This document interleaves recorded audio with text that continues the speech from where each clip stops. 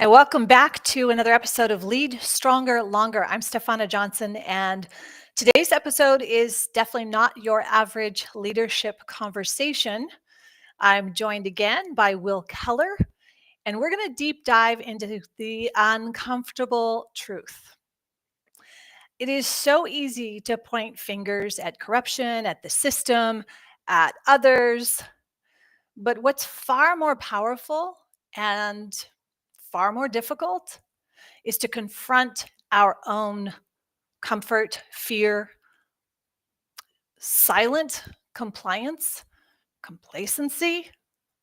We could name a few other things, but we're unpacking the real internal war between the part of you that craves freedom and the part of you that clings to that comfort, that familiarity. This is about radical self-honesty. I have been really working hard on that one. It's about natural law, and it's about what it means to truly lead yourself first so that you can create real impact in the world, positive impact in the world. So if you are ready to stop feeding a broken system and start aligning with truth, let's dive in. I'm so excited to have you with me again, Will. Thank you for being here. What do you think about that intro? Fantastic. Well, first, it's a pleasure to see you again and to be here and to connect. I would say that your intro and some of the points that you hit on is a vital and critical and central focus that people really need to consider, especially nowadays, where I would say the majority of people would hear your intro and they almost don't take that time and care to apply it to themselves. Meaning, to simplify, a lot of people think they have done the work, they think they're at a certain level, but yet their deeds, actions, and they're in a very, very different place. And of course, that's an ongoing process, but it's the one that can stop, drop, and look and think and consider that's going to always be applying that self-reflection and, like you said, radical honesty. Yeah, absolutely. And I have found, and this is something that I'm going to do a live on and share with you all what I've been doing for the past month and really even the past 4 or 5 months. Things happen in our lives that can either make us or break us. And when I say make us or break us, they literally can shift and be a catalyst to your next best version of yourself, or they can completely destroy you. And I think that we can look at uh, anyone around us that we're close to and see where folks have let something completely destroy them or lock them down. And it usually stems from fear of not confronting what's really going on, not confronting the truth. And I think that that is the key to anyone who is interested in this, any of these concepts of sovereignty, of natural law, which again, natural law is you showing up fully as yourself whole and telling the truth and leading your own thoughts and leading your own emotions and actions and not being a slave. And when I say that, to define the slave, I don't even need to go into that because anyone who's listening to these episodes with you as my guest would already have some kind of understanding of what we've been talking about. And this is the hard work. This is the deep work. This is the transformation that is so fundamental to what we each have to do now to start leading a better world. And it's only going to come from those who are willing to take full, radical personal responsibility and be so honest with yourself. And the thing that got me was that I was almost brutally not honest, but instead I was telling an old story, an old program of lack of worthiness. And so I was having to work even harder. And those are things you have to confront as well. And to me, this is not something that's segregated to just this person or Every one of us is going to have to do it. And there isn't 10,000 people that need to become a certain level in order for the next breakthrough to happen. Nope. It is absolutely each one of us, because we're all part of the whole. And I'm seeing that now, that this idea where I had like, oh, well, I can't affect or impact someone who doesn't want my help. And while that may or may not be true, that's something to be unpacked further. And if I really look at the truth of that, bottom line is I'm impacting anyone and everyone I come in contact with by how I show up. And if I'm not showing up fully, activating my fullest potential, actualizing truly am. And the only way to do that is to lead yourself, have them be fully in alignment. And it starts with telling radical truth to yourself. Then this whole ripple effect that I feel that every leader needs to step into is just getting confused, and it's almost like this facade of leadership. And I want no part of that anymore, because I think you said it in the last episode that we had. You were talking about, maybe it was the episode before, where you were talking about how there will absolutely be it's not comeuppance, but the accountability. And it may not be in this life, but as parents, as mothers and fathers of those that we are bringing up and raising, we're creating that future. They're going to create that future, and we will face that. We ourselves, it's not like it's just going to disappear. We are going to face that. This body doesn't just die. That whole thing that you were talking about, that's another conversation. But those are the things that I've been thinking about for the past month, and really understanding, not just thinking about, really deeply contemplating on it as I traveled across the country and have seen the walks of life, and the suffering and the ignorance and ignoring that goes on. And that's really, it's hard. And this idea of me wanting to be compassionate for someone who is, well, you have to, in Scientology, it used to be grant them beingness to be who they are, even if that means they're accountable, even if that means they're harming another. And that's BS. That's BS. If someone's hair is on fire, I'm going to frickin' put it out. Do you know what I mean? Yeah. And so all of this is just churning within me in a way that I have to start being honest with myself and see where I have not been fully standing up to who and what I'm here to do, who I really am. And I still don't know. I still don't have those answers fully. I still have to wake up and look in the mirror and see what's going on. So Will, because you are clearly an advocate of this way of life, of speaking the truth and really doing the work. What are those steps? How do we take them? How do we navigate that? And if we were to, what does that look like in a day-to-day life? What could that look like in our world? Can you just like paint that beautiful picture and all the little pitfalls along the way? I don't know how beautiful it is, because it's often a pretty brutal journey. You could see the beauty in that, right? This is like the whole process of the alchemical internal process of breaking the substance, the prima materium, which is the human being itself. It is you. Breaking that down, destroying, killing a level of awareness, who you were, removing those impurities and rebuilding yourself back up to anew. So that's a brutal process. It's both. It's beautiful. It's enlightening, when you can gain information and knowledge and you can apply it to yourself that allows you to function better, right? I mean, we're not victims. That's the problem. Most people are comfortable and they settle in that victim mentality because that's the easy, lazy, and cowardice way to go. But right? are they really comfort? Are they really comfortable? I see the deep suffering and the masking of it, whether it's, True. you name whatever the vice is, and they're suffering.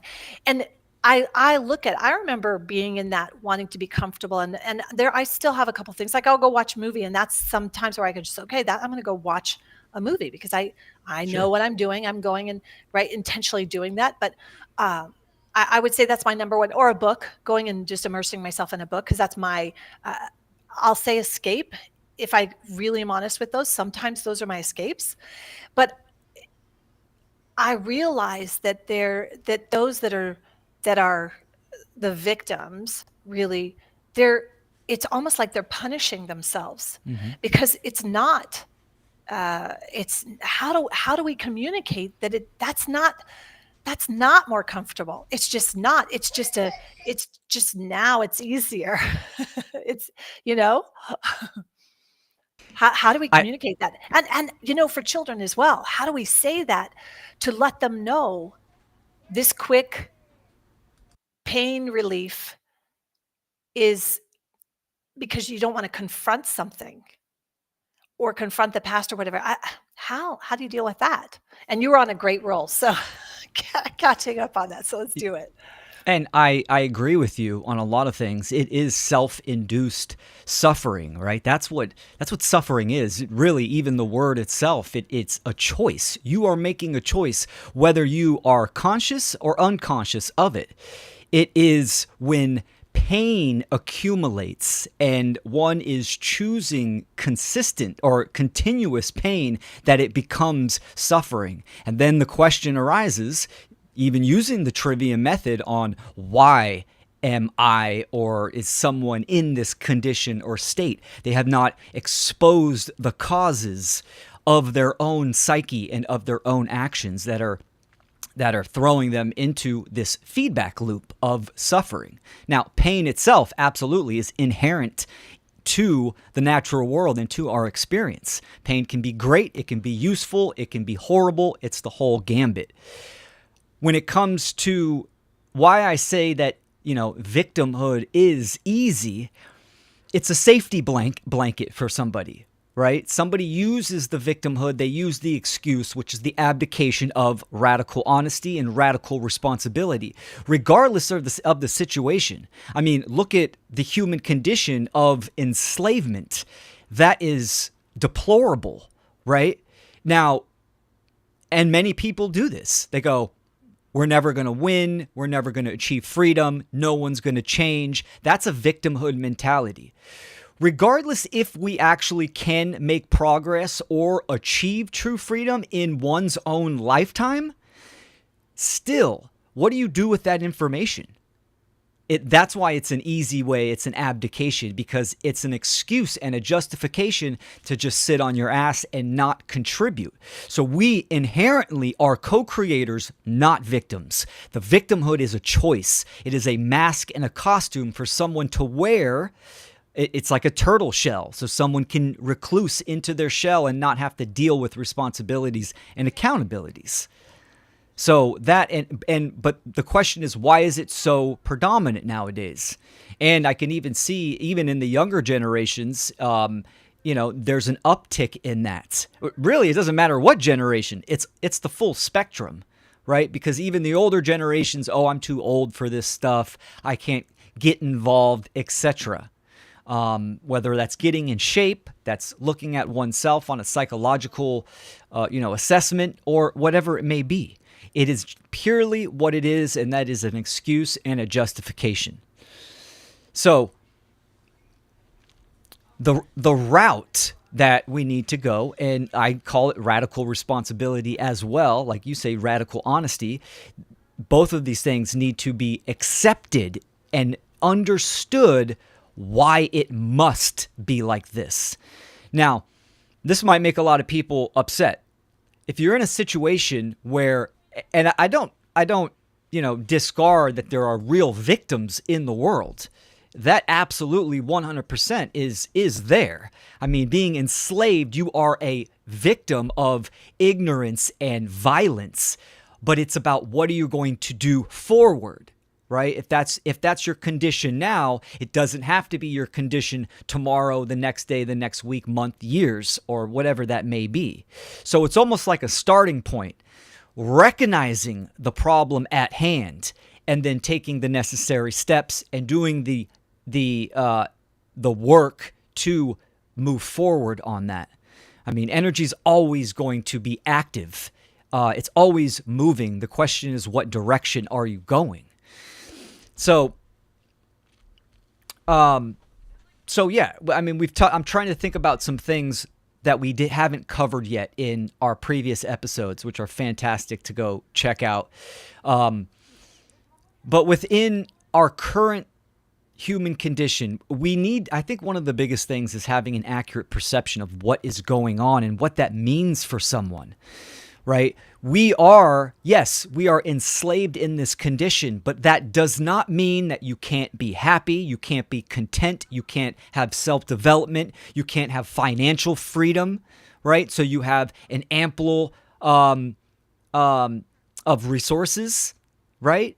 All of this stuff is put in the system, and the system is designed with the traps and snares to stay in that victim mentality, right? Oh, well, I don't like to use money because it's the fiat banking system and, it's immoral system, etc., right? That is an imbalance of thinking. It's one thing to recognize what it is and what it's being used for, but what it represents and what you can do with it is something totally different. I'm using, obviously, money as the example. So, same thing as health with food. Obviously, that is a major issue, and it's a major tactic that the social engineers use to keep people in the sick care system. But yet there are ethical pathways available. It takes a lot more work to find those and implement those. But for the victim, it's easy to just go down to the basic grocery store to grab what is cheap, to do fast food, etc., etc. So what we are talking about is a lifestyle, is a day-to-day type of thinking and mindset to not feed into the parasitical mind virus of victimhood. This is what we're talking about, and it is a day-to-day practice. And I'm not talking about having a little bit of escapism, some downtime, some R&R, some care, whether that be movies, books, gaming, a weekend away, a vacation. That's not what I'm talking about. We're talking about the accumulative actions and deeds of your life, your choices. And the sum of those choices equals the condition of your life thus far. So, and feel free to jump in anytime if you want me to clarify. So we need to understand, obviously, freedom itself on the individual level and on the aggregate level. It is earned, maintained, and kept through morality. Now, sure, there's some gray areas there. How can someone be fully inlined in a system of slavery? And it's like, hey, yeah, that's the catch. That's why we are in a condition of slavery, is that it is stunting, it's retarding individuals on their soul path to become who they are destined to become or who they choose to become, right? Those are the roadblocks that are there. But yet you still can choose morality, you can choose right action, you can do the right thing on your day-to-day basis and within your life 100%. And that's what people need to strive for. Absolutely. So yeah, it's not a desire, right? It's a consequence of moral alignment. So just to be clear, what's Sure. not a desire? Freedom itself. Freedom itself is not a desire? Correct. It is not a desire. It's a consequence of moral alignment, meaning it's an effect of choices. It's an effect of right action. You know how many people, especially in the freedom truth community, that desire freedom but don't do a damn thing to actually support, promote, or co-create that which they say they want? Okay, the this is majority of really them. interesting. Okay. Absolutely. I And that goes definitely for I want to everything, not just freedom, right? People say they want all kinds of things. right.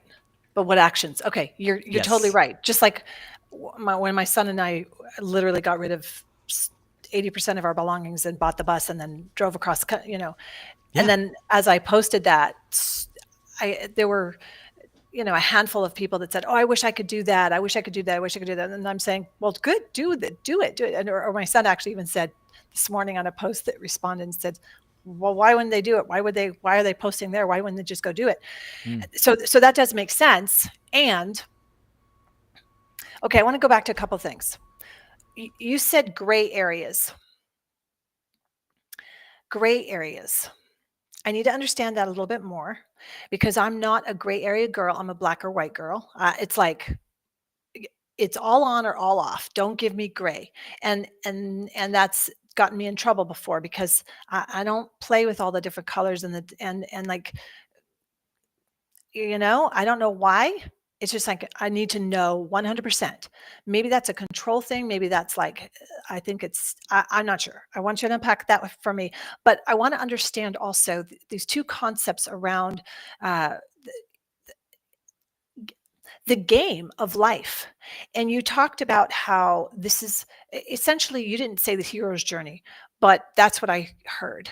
And I want to understand within the context of the hero's journey, because that's something that I have used to make myself feel better and to help my clients. I will always use the concept of Joseph Campbell's hero's journey, and you're in the belly of the well, or you're in the belly of the beast right now, or you're facing dragons right now.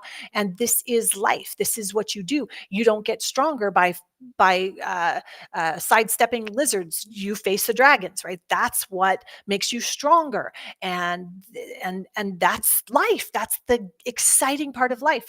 And yet, right? So there's that.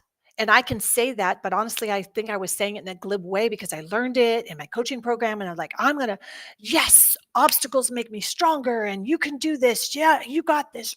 Bring it on, right? All of that. And then understanding within the game and then within the grand scheme of things, but then also knowing I don't want to be miserable.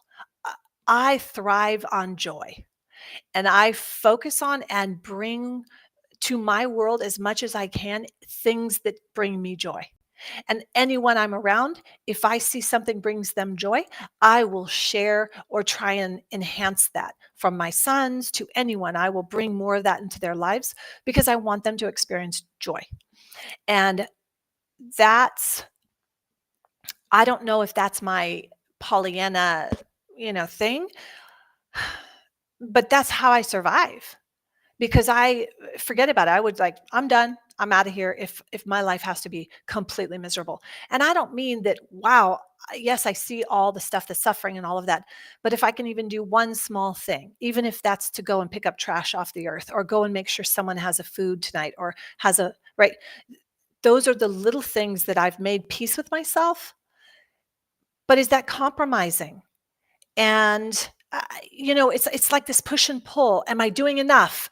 I'm not doing it. Am I really getting strong? Or and but is that life? Is that the part of life? Is that the part of the ebb and flow of life that you're all in at some time and then you have to totally cocoon back in? These are the things that I find for myself because it is self-discovery. And I think everyone has to discover that for themselves because certainly not everybody's like me. And how does this work within this? I want to understand the gray areas and the game. In my mind, all of it is connected. Hopefully, you understood what my question was. I did. Yeah. And I'm going to do them reverse. I'm talking about kind of the game. A huge impact on my childhood was playing RPGs, role playing games, primarily, fantasy, mystical based. I'm a little bit older. I'm in my mid 40s, so it was like Nintendo, Super Nintendo, those type of games. And I really resonated with those for many reasons. There's esoteric characteristics in there. There's occultism and mythology as well. But this is a great analogy of just life as well. Like this, and like you said, the hero's journey. We are all living, are experiencing an RPG, our role-playing game. We are the character, we are the hero that's going through life, going through this journey. Just like an actual video game, there are parameters in the game, right? Those parameters are the boundary conditions by which the gaming company created their rules, and those parameters, you can't go outside those parameters. So in life, the analogy of the RPG, of the role-playing game, we are the hero, we are the character, right? Natural law is the boundary conditions, are the parameters. There are these rules. They are laws that apply to all of us that we must know and align ourselves with. Go on. Okay. For some, but is it true that there is that social engineering, I guess, that's trying to override natural law? And that's why we're in the predicament that we're in. There is no such thing to override natural law. Natural law is part of the absolute. It is. There is no going outside of natural law. Now, when I say, and someone says, violate natural law is immutable. You can do something moral. You can make a moral choice. You could help someone out. Natural law applies. That consequence is going to be positive, right? So that's what it's doing. It's dictating the consequences to generate the effect of our choices. So sure, the social engineers, they know they cannot override or abdicate natural law. So they are going to rule the planet as claimed gods, right? And enslave the whole planet as blasphemy towards the actual creator of the universe, natural law and nature. So yeah, they influence and they mind control and trick us into taking incorrect, immoral actions that generate a condition of slavery. So let's stay with the game idea. Sure. And the role-playing game. So then, who's the hero? Each person is the hero in their own life. Correct. Except the victims, because they're NPCs? Or, right? So am I going to look at my perspective from my life and then I go, oh, that's an NPC. That's just, do you see what I'm saying? It's like, okay, Sure. that. And then as you're saying, okay, well, they're going to try, the social engineers will influence this game, but natural law is the boundaries, but the social engineers are trying to manipulate that. Where are they in this game? So I want to take a step back because even Nemo dropped a quote in here, and I have a section on this. So the kind of the spiritual passivity and the blaming of the social engineers, blaming organizations and institutions, this is actually part of the problem. We need to understand that the social engineers are just the influencers. They are the shot callers. The people are the ones that are making the choices and actually performing the actions. So who is the real enemy here? The real enemy is your neighbor, your so-called friends, your community members, and everyone around you that does not understand right from wrong and is choosing wrong action, because they are the ones that are contributing to the system of slavery itself. But are we responsible for their actions? Absolutely not. We are not responsible for their actions. We have a responsibility to teach and to let them know, hey, you are acting immorally. You are contributing to the condition of suffering, because we're not talking about, eating blueberry pie here. This is about freedom itself, freedom or slavery. And since we are in a shared reality, their choice on to support and condone and act immorally affects the whole. Right? If they like blueberry pie or not, doesn't affect me. I don't care. Doesn't affect the biosphere, the whole system.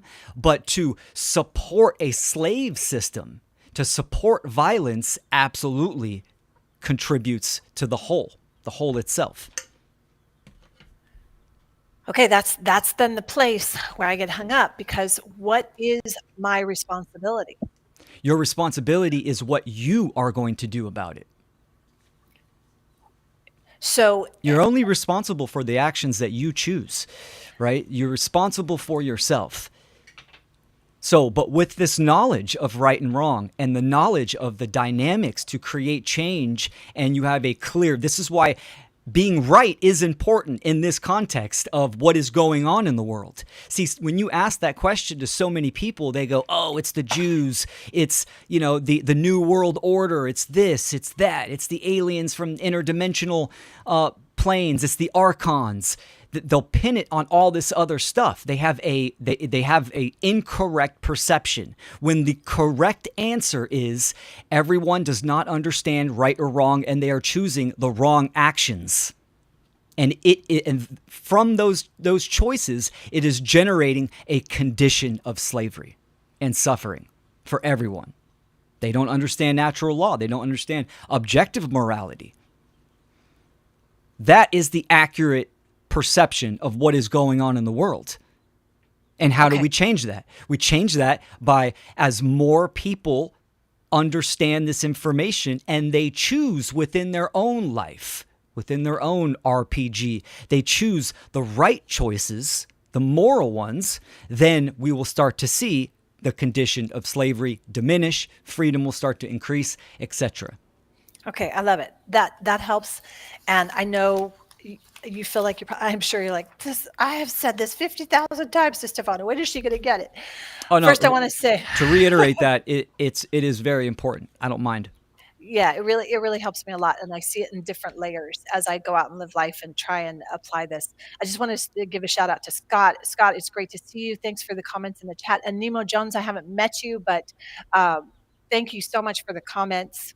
Russ in there. What's up, Russ? What's up, Scott? Russ. So I want to go back to the gray areas so I can understand this a little bit. At the end of the day, I have a routine, a habit of I think I got it from one of my whatever coaching, some program that I'd taken years ago, and have morphed it. But essentially, it's what have I done? How have I helped? Right? Essentially, reflecting on that.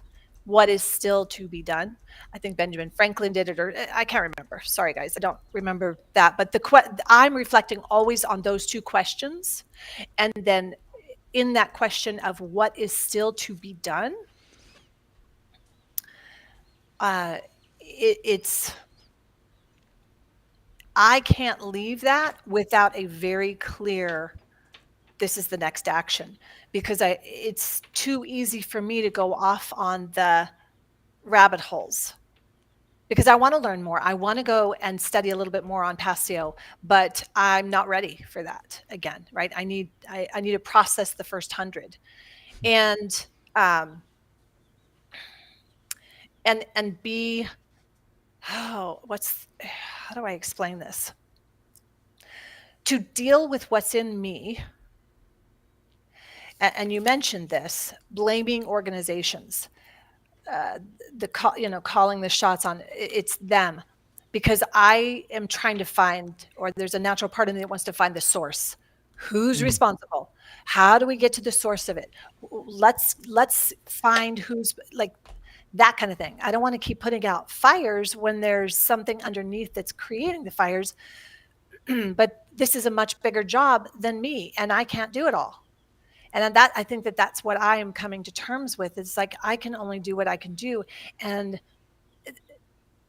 then that scares me, because I do feel like, oh my gosh, yes, Nemo, that idea of that vacuum. I do feel that energetic vacuum. Yeah, interesting. For sure. Yeah. Okay. So, Will, you're an amazing, I don't want to say therapist, because that's not what's happening here. I'm just a friend. Yeah. Yes, which I just love. a guy over here talking. mentoring and when you say things, it's just like boom, and then I have to go listen to the episode again and just listen to what you're saying to be able to understand this. What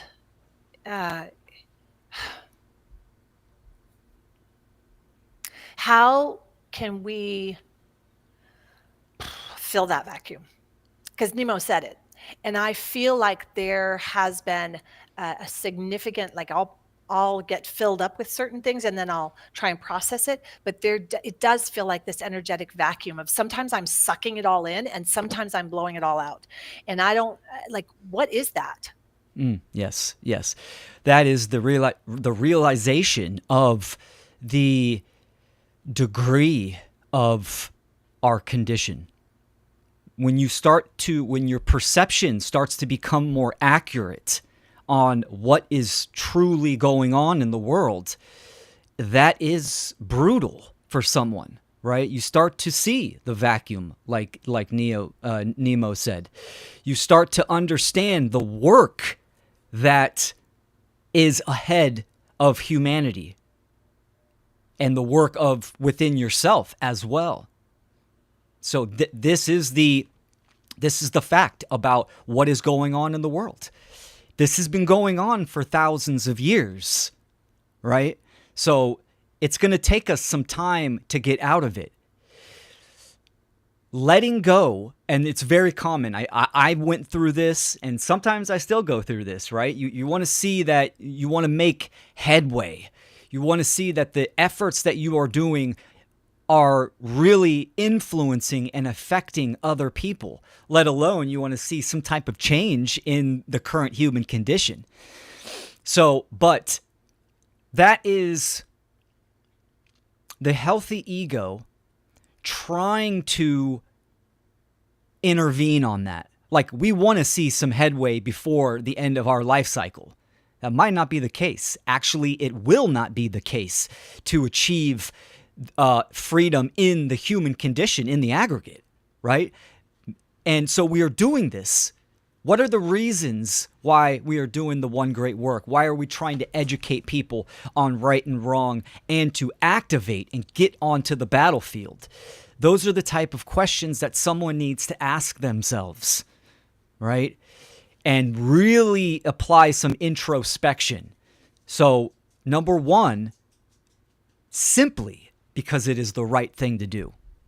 Regardless if you don't see any change, even if it's negative change within your lifetime, to activate and to educate and to spread the information of natural law and right and wrong and what is going on in the world, that is radical responsibility. That is the right thing to do. And it is the moral thing to do, the just thing. So doing that right there is number one. Of course, I'm a father. I want to see some kind of change for my daughter as she grows up and my grandkids, etc. Right? So number one, it's just because of the truth that it must be done. Must be done. And then, of course, for the lives of children, animals, future humans, the planet itself comes right up there as well. So, but the hard pill to swallow is that this is a lifelong process and it will be brutal.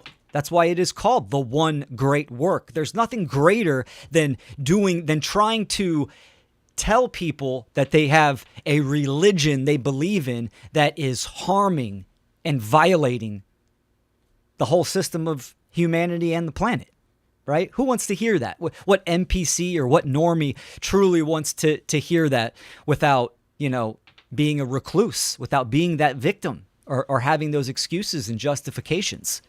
So with that information that I said, this is why it is vital to continually do that internal work, right? To burn down those lies, to distill the self, and so you are grounded. Honestly, to be sane, right? I've seen people start this work, they go on for a little bit, then they throw the towel in, and I have never heard from them ever again. It's just like they tried, they didn't get what they wanted, and then they checked out. See, we need to understand that expectations are based in relativity. Expectations are the ego's way of is the ego trying to get its way, right? It's trying to construct reality into how it wants life to go. That's why expectations will always let you down. And that's the problem. A lot of people, even coming into this work, they have expectations. And those expectations let them down. It's like, then what do you do? Look, we're all going to have our bad days. We're all going to have our hard, difficult times in life. You know, could be a week, a month, 6 months, a year. We're all going to go through that for sure. The question is, what are you going to do about it? You got to pick your britches up. You got to pivot.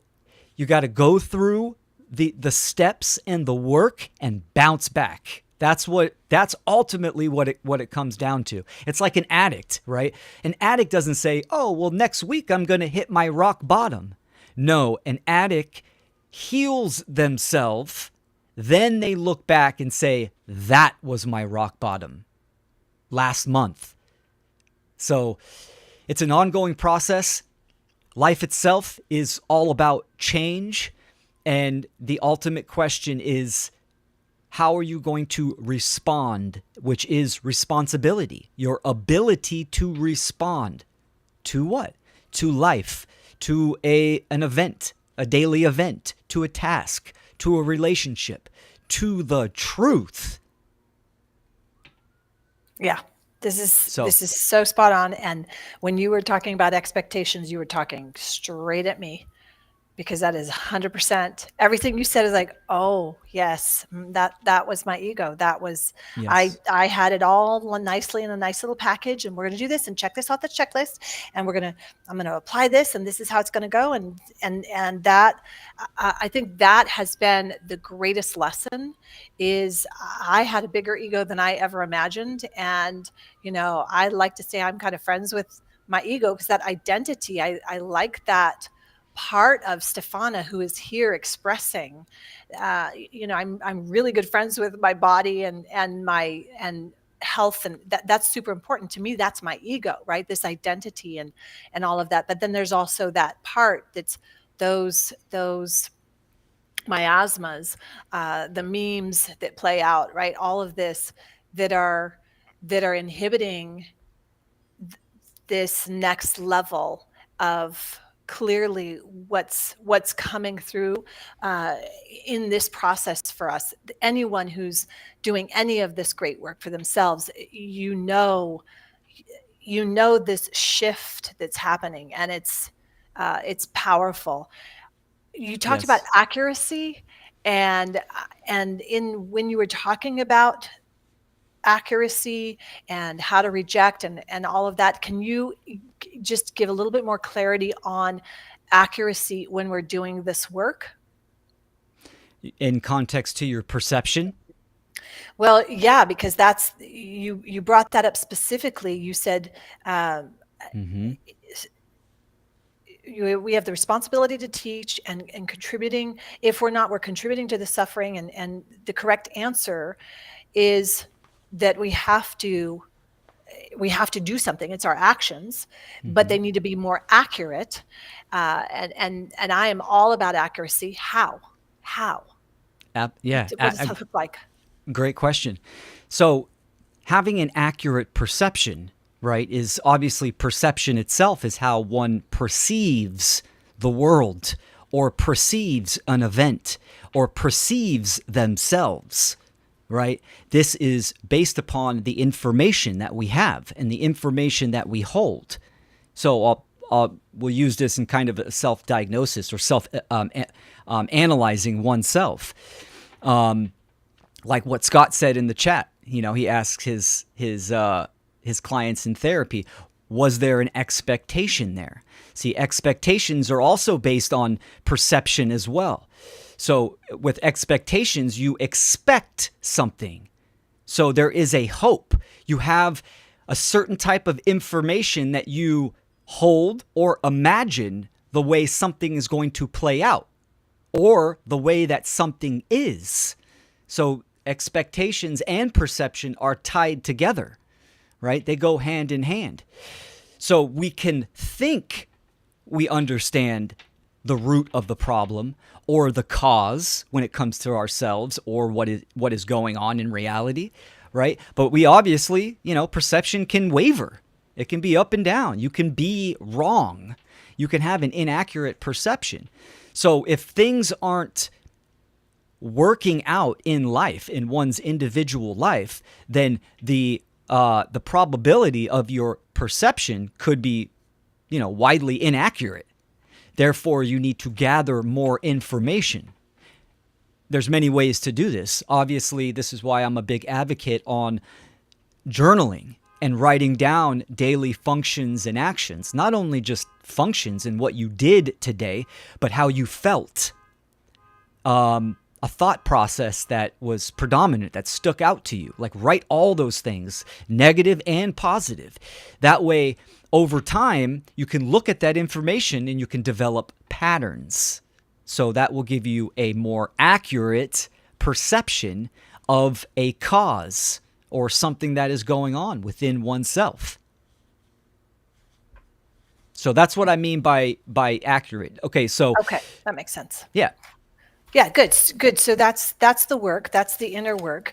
And as for the next 15 minutes, what I want to do is finish up with specifically around leadership, because I'm an advocate for leaders. And when I say that, I've been around the self-help personal development industry for 30 plus years in some capacity of a leadership role or executive. And a lot of it looked like conflict resolution, team management, and honestly, a bit of this order follower, master, it's funny, my brother and I were talking about this today, where it feels like now the youth are so they're afraid, and they're not doing the things like when we were kids, 10, 11, 12, we were doing like working our butts off and doing so many things that you would never imagine like kids these days, even 16, 17, 18-year-olds can't do. There's just they're too afraid, they're held back, they're like whether they whatever that I could say, oh, they're playing video games, or they're stuck in that zombie land, and so they're not asserting themselves, and they're not leading themselves. So where I'm now shifting, because I have a very strong intention to help leaders who are visionaries, who are innovators, who are here to make a positive difference in this world. And I know that is a big part of my calling. But I have also always assumed that everyone should be a leader, right? It's not just for those that are their leaders, but it's like each of us. And even in leading, it's not about dictating. But I've seen that where the executives are I don't want to, it's like the master slave thing, but basically creating order followers of the staff.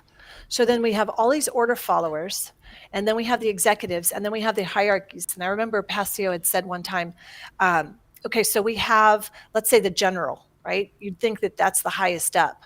Well, no, he's got someone else above him giving him orders. So as I process for my own livelihood and what I do, which is working with high performing leaders, and really helping them with their energy and being able to lead stronger, longer, right?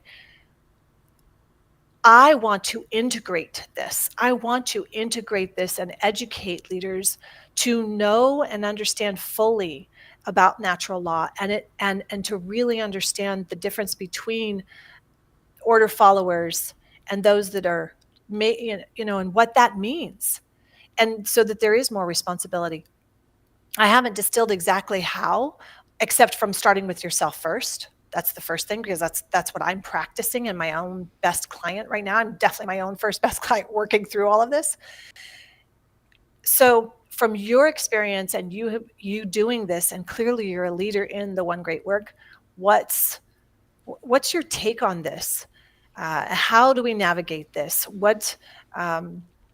I know you're doing a little bit differently with your construction business, and your, there isn't some boss that you're answering to, but you are responsible for commitments that you make. And I love how, when we were on the road and we had a communication, and you were just so clear and respectful. It wasn't this weird gamey thing or like victim at all. And I just took a moment and respected how, wow, what would happen if we actually had a community, a country, a world where that kind of, when we say radical responsibility, you think, oh, it's radical but it was you taking radical responsibility in a very calm, peaceful way. And to me, that's the route to peace. That is the route to truth and well-being, and a wonderful world where each of us are taking radical responsibility and telling the radical truth and leading.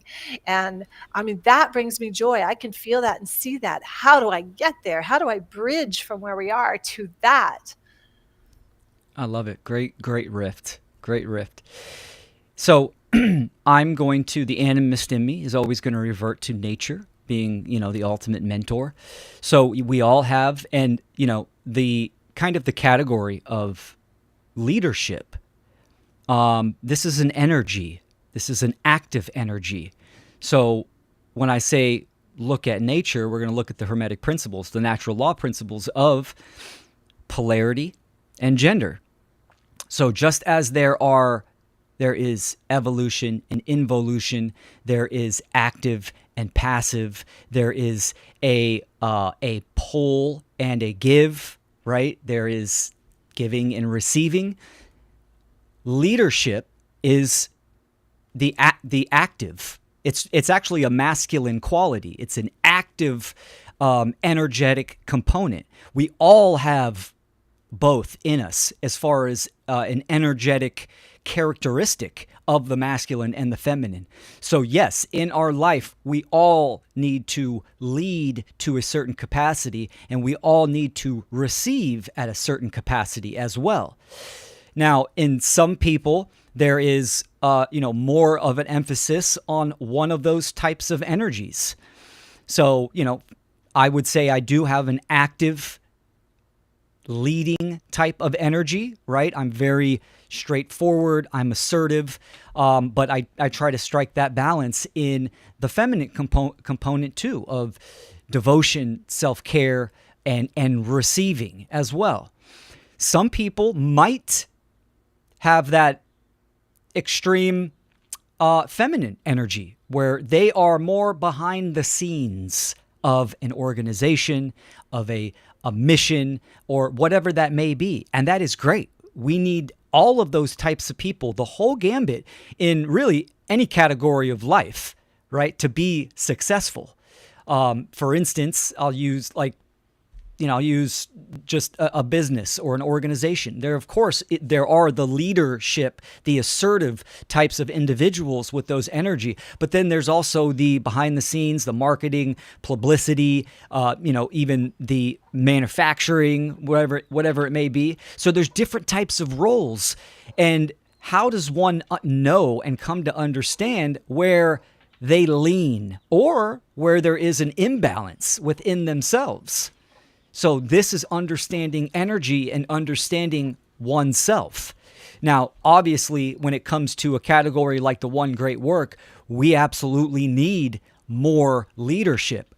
Actually, I'll correct myself. We need both.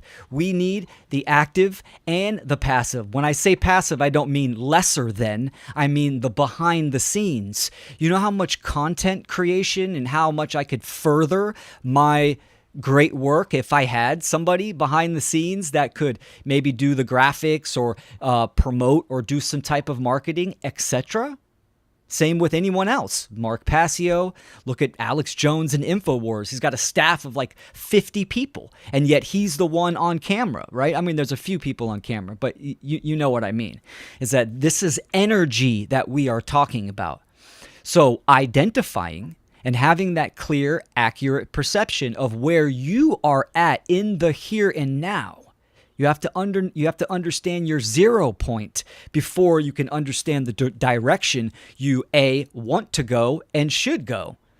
So that is another part of the internal work, right? It's all about taking that internal inventory of where you're at. And then understanding the energy. What does that mean? What does it mean to have active energy or passive energy or leading energy or receiving energy, etc. And this whole category applies to everything in life, including it's more predominant in relationship polarity. It's very useful in that kind of dynamic with, a man and a woman in a relationship. So those are the important things, is that we need. Now, of course, the active and the leading energy is very much upfront and in your face. So it has an inspiring characteristic. People see someone that is active and comes out onto the scene or into the public, and that grabs attention. Yet the opposite polarity is the devoted, is the healing, is the self-care that goes behind there, is the grounding, is the supportive aspect behind that leadership or behind that organization, etc. So they really, to be successful, they go hand in hand, 100%. So it's I think interesting. So you're using relationship polarity, and you're using the gender almost interchangeably, which I have thought that they are very, very different, especially because I consider polarity like, I guess I probably have identified it as negative because of the extreme, right? Polarity, one's bad, good, right, wrong. That polarity, which the gender is not a polarity to me. It's the flow. It's the yin yang, not the polarity. So I don't look at polarity as the yin yang, which is very much what I practice in Qigong. That absolutely is polarity. That is so interesting. That would be the symbol of polarity. What? So, absolutely. So I look at it more polarity. as like, but they're not the same. They're not the same, right? Oh, no. They are. Masculine, feminine, opposite polarity. But out of the 7, why would they put something that's similar? So the 7, number 1's mentalism, duality, polarity, right? Yep, vibration, rhythm, cause and effect, gender. So check this out, right? The Hermetic Principles, we list them as 7. The natural law principles, we list them at 7. They operate as 1. The yin yang symbol is a great. Yes. How come I don't know that? Did I miss that somewhere? Did I not integrate that? Wait a second. They operate as 1? How is that even possible? Especially when in the Kybalion talks about you, especially the polarity, because I was really stuck on that at the time when I read it. I was stuck on these polarities. They're talking about how you step out of it so you don't get hit by the swinging door, basically the swinging pendulum that's going to inevitably come back. You get exterior to it and you observe it. And that had nothing to do with mentalism or any of the others that he was talking about. Interesting. Okay. So I'll clarify. And, the Kybalion is a great primer. It's like a beginner book. Right, there are some things in there that are kind of inaccurate or misleading, or it takes a more adept, astute person that understands occultism to really hash out the truth there. But so yeah, there is no stepping out or not interacting with one of the natural law principles. That doesn't, they're immutable and binding to us all. When I say they operate as 1, I mean they are one system, meaning all 7 apply to everyone at the same time. So, for instance, this is why I love this image of the yin and yang, because that 100% Just that one image has all 7 principles in there. Think about it. Mentalism, it's the outer circle, the all encompassing, right? Then you have polarity or correspondence, which the yin and the yang, you can look at the circles, right? They're kind of on opposite spectrums. You can have the up and the down, universe and the individual. You have the polarity as well. The polarity kind of corresponds to that vibration because the yin and yang spins. The yin and the yang are in this dance. Rhythm as well. What is the frequency of that spin, of that motion?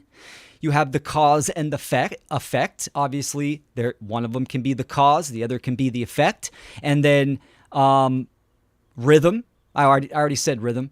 And then gender, right? The yin and the yang. So when it comes to polarity and gender, they are very much unique, and they should be studied together. Really, all of the principles need to be studied for that simple fact that I said it operates as one system. Okay, where's the source? What should we be studying then on this? Well, I do always recommend the Kybalion as a primer, as a beginner, a beginner reference. And then at 100% you must dive into the realm of occultism. So primarily the Hermetic tradition, although every tradition talks about the natural law principles, talks about natural law. So yeah, for sure. And then, but people on the One Great Work Network, this is what is so fantastic and beautiful of our ability to synthesize information, right? So it's like I can explain the natural law principles in a modern context. I can also simplify it if I want. I can expand, and someone can take that in without reading, a doctrine from the 1800s or even older, where it is written in the language of that time or the context of that time. So it might be a little more hard to understand. Of course, Mark Passio is fantastic. He is, in my opinion, the ultimate aggregator of occult knowledge, 100%. But there are many people that do that today with that type of information. So... Okay. Yeah. And I just saw how my expectations were coming in there of like, okay, I needed to read the right book and study it so I can understand this. I thought I had it with the Kybalion. And as you said that, all 7 of them, I never got that. But as you described that, that's beautiful. I mean, it's really beautiful. I'm going to do it. Yeah. I've started a presentation on this topic right there. Awesome. So I need to wrap that up because it is very important. Understanding the natural law principles and, continuing that or deepening that understanding, you can see it within your own life. So, I mean, for instance, like polarity, it is when someone talks about it or shows it on an image, they do have positive and negative, anode, cathode. If you want to get into like electronics, that is there for a reason when you're talking about the dielectric. But that doesn't mean it's negative as in harmful, positive as in moral or good. It depends on the context and the condition we are talking about. Yeah. Yeah. So it is just an attribute of energy. That's what it is. The positive and negative. So good. So good. Such a great conversation with you. We're going to finish our work with Will on Saturday. We're going to spend a little bit of time, bring your questions.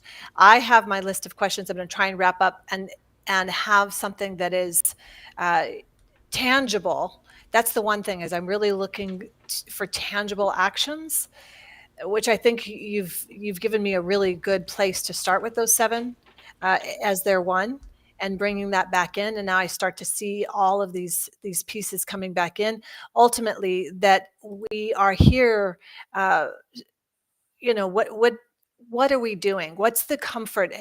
And the reason I said burn, we've got to burn those, and it was because of the posts that you have been posting recently.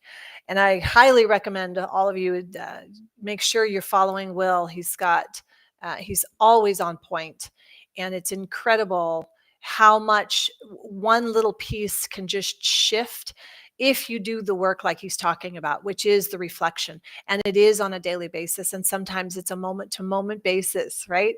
But if this conversation has sparked something in you, please don't let it fade.